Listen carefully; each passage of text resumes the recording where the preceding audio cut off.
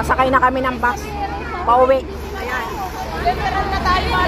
Number 9. Central ang baba.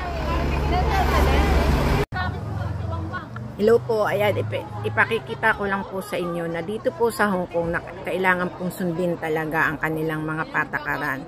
Ibi naman po sa ibang bansa.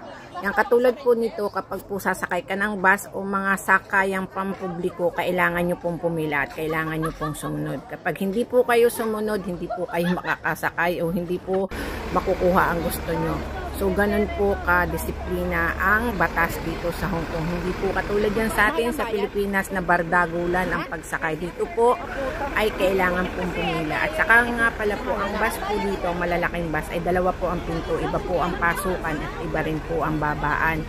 So, talagang para po sila mga ROTC.